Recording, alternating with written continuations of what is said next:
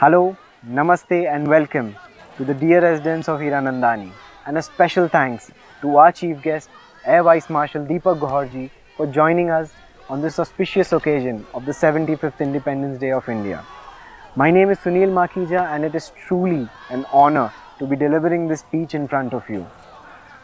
On this day, 75 years ago, India got its independence from the cruel colonial rule of the British Raj.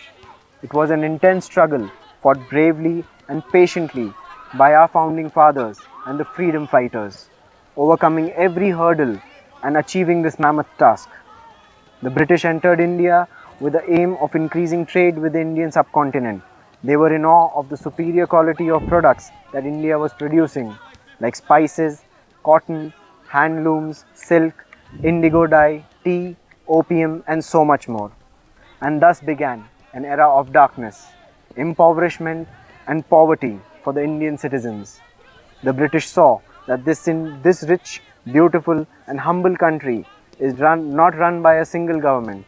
India back then was divided into different princely states, having their own kings and laws.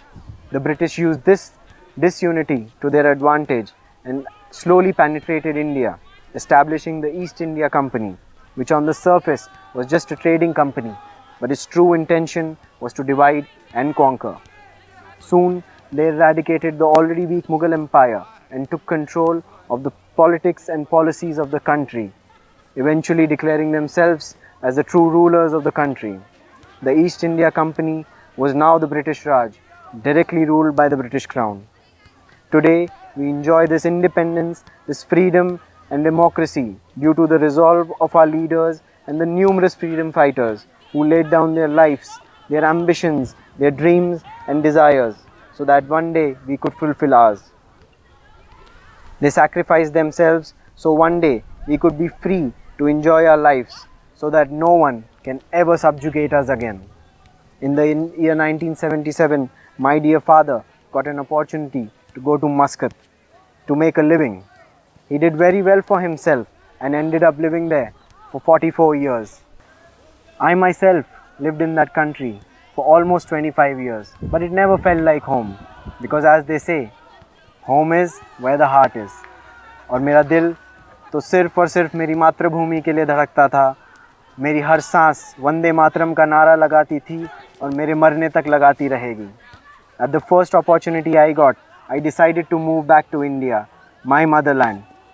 I, along with my wife, started a business here in Bangalore with a dream to provide livelihoods to my fellow countrymen and women and help boost my nation's economy by whatever small margin that we could.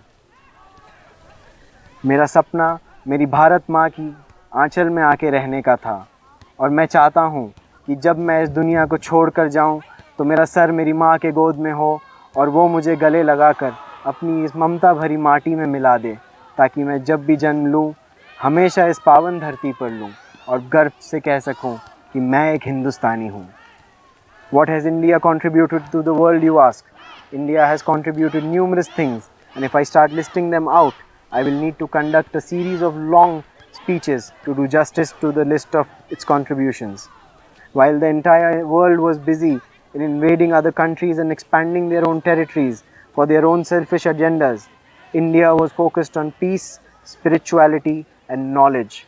So much so that the entire world still looks to India when they want to experience tranquility, inner peace, and spirituality. Have you ever visited any one of the old temples? If yes, then you would have definitely noticed the intricate and beautiful carvings of scriptures, idols, and deities, which for centuries have mesmerized the entire world. Do you think that it was mere craftsmanship? No. It was not just art, that is pure devotion, which has made the world bow their heads in reverence, even after so many centuries. Many Westerners have adopted the Indian culture due to its richness and the warmth, which should make us all Indians proud that we are born in this magnificent country. एक वक्त था जब मेरा देश सोने की चिड़िया कहलाया जाता था. कई आए और बहुत कुछ लूट कर चले गए, पर वो ना लूट सके जो इस देश का सबसे कीमती चीज़ है. हमारे देश की संस्कृति और हमारे संस्कार। और जब तक ये दोनों चीज़ें सलामत है, मुझे पूरा भरोसा है कि हिंदुस्तान एक दिन फिर सोने की चिड़िया कहलाया जाएगा। Thank you. Happy Independence Day to all. जय हिंद। वंदे मातरम।